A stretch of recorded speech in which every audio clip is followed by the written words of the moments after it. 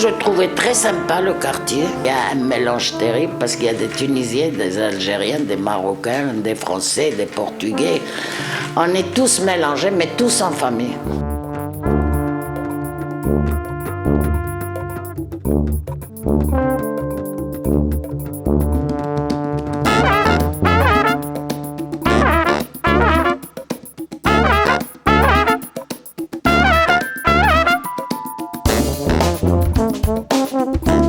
Alors, je m'appelle Nicolas Henriette et je suis venue habiter ici en 97.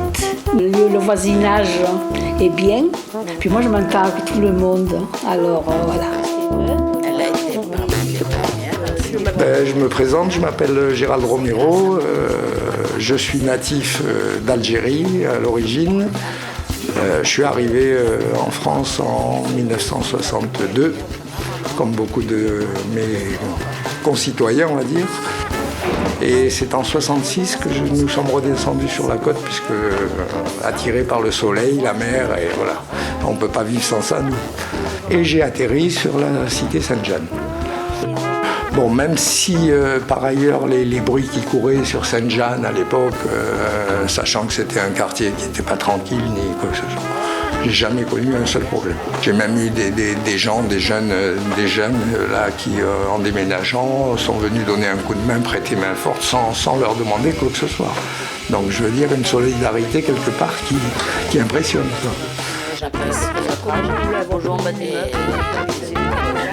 Je m'appelle Danielle Blancard, j'habite dans le quartier depuis juin 1976. J'ai élevé mes 2 filles sur le quartier. Je suis nordiste. Je suis venue sur les Alpes-Maritimes parce que mon mari a été muté. Et quand je suis arrivée en 72 à Capitou, la première chose, quand j'ai dit bonjour à la voisine, elle m'a claqué la porte au nez. Alors moi, ça m'a un peu... Je me suis dit, mais dans quel pays que je suis arrivée, sans connaître personne. Et puis bon, après on s'y habitue, hein. De toute manière, on est bien obligé, quoi.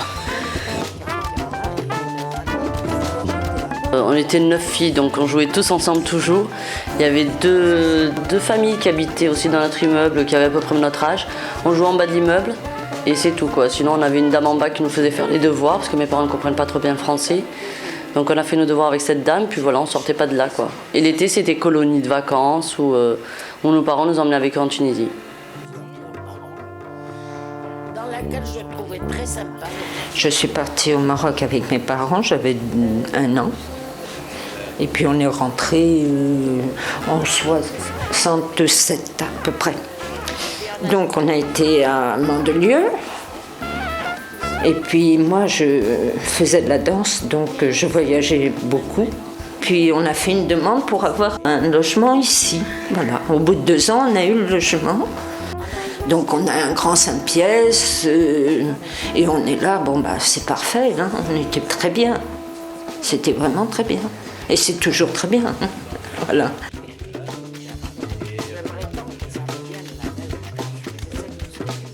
Je m'appelle Madame Grosset-Curtet, Lucette. Donc j'ai habité boulevard Carnot jusqu'en 85 et j'avais un petit 2 pièces. Et mon propriétaire a voulu vendre. Et j'ai une fille, donc c'était trop petit, alors j'avais demandé un HLM. Mes débuts ont été assez durs, parce que j'ai une fille de 14 ans et ça n'a pas été facile. J'ai bien pensé plusieurs fois au début de partir, parce que vraiment... Puis après, je m'y suis faite, et puis bon, j'habitais 22 ans bâtimenté. Donc je suis le docteur Dubruck, Jean-François. Je suis installé ici depuis pratiquement 20 ans. Et je viens du nord de la France. Et si je me suis installé ici, au départ, donc c'était pour faire vraiment de la médecine générale. J'avais fait de la médecine de campagne auparavant et j'ai pas été déçu de m'installer ici dans le quartier. Quand je suis arrivé sur Cannes, j'ai un ami médecin des beaux quartiers qui m'a dit surtout ne t'installe pas dans le quartier Sainte-Jeanne. Et je dois dire, j'ai réfléchi un petit peu et puis sur les conseils d'un autre médecin, finalement, je me suis installé. Et le résultat, je suis toujours là 20 ans après. Voilà. Dans une tour non loin d'ici, il y a une famille de Chinois qui a sympathisé avec une dame qui faisait de la cuisine de Martigues. Ils se réunissent tous les dimanches, donc deux civilisations différentes qui se rencontrent.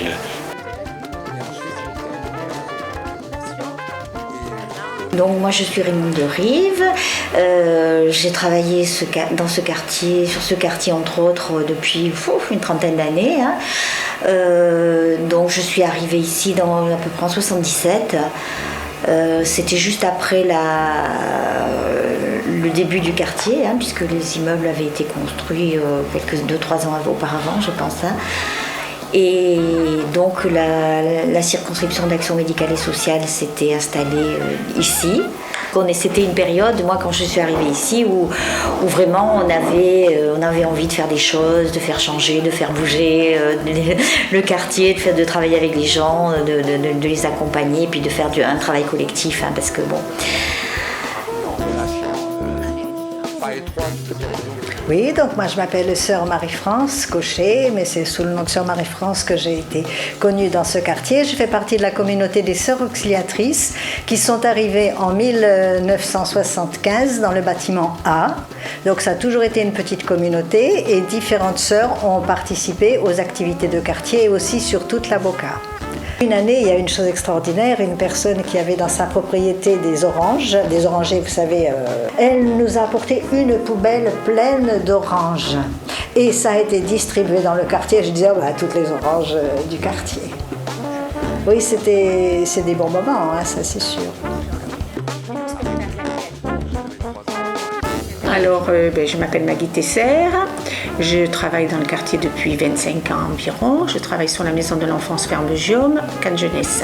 Moi, je suis arrivée sur les mini-clubs en septembre 85. Ah ouais.